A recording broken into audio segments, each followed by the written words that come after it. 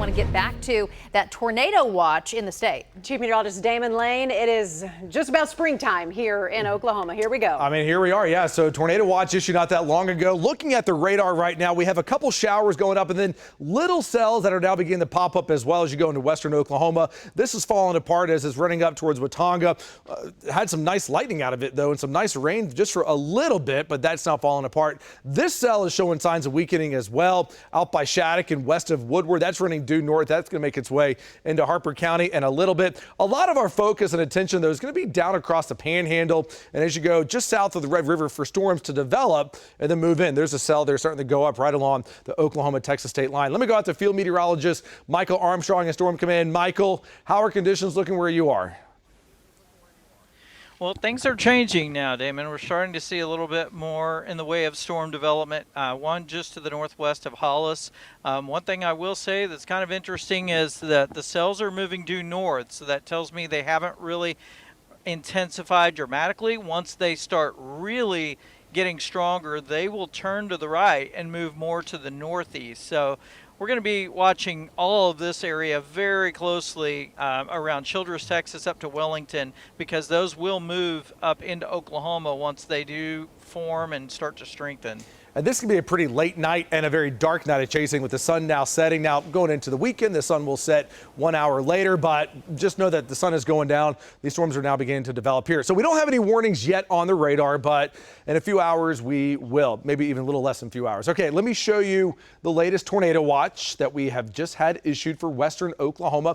And it does not include El Reno, Kingfisher, Enid, but it does include Woodward, Elk City, down towards Hollis. And this goes until midnight. Our tornado index is highest in southwestern Oklahoma. Our tornado threat, however, does extend outside of the watch, although the threat will be decreasing as we go towards midnight and a little bit thereafter.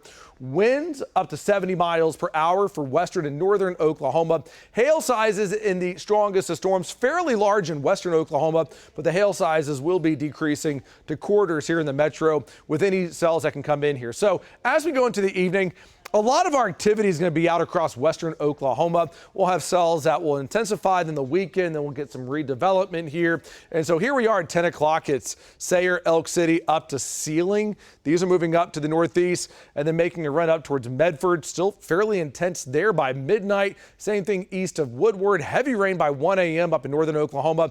And as of right now, it looks like just a few scattered showers in central Oklahoma. But we are going to be watching that for the metro to get some really decent rain out of this. We got to look for storms to develop pretty far south of the Red River, given the track that they are currently taking. So as we go into tomorrow, by the way, the risk for severe weather, I know we've been talking a lot about this. The highest threat has been getting pushed farther and farther into eastern Oklahoma. We still have a risk here in central parts of the state, but our tornado index right now for OKC is actually pretty low for tomorrow. It's at a 2 on a 1 to 10 scale, and then it comes up a bit as you go into eastern parts of the state.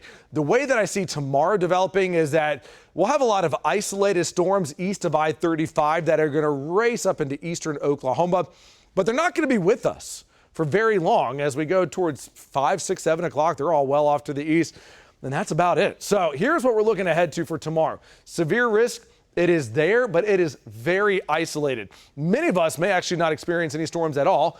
Going into Saturday, we have a few showers out there, and then there's another storm threat that we are already watching pretty closely for next week. So tomorrow, we're warm, 75 degrees. By the way, cold front comes sliding in here tomorrow night and into Saturday.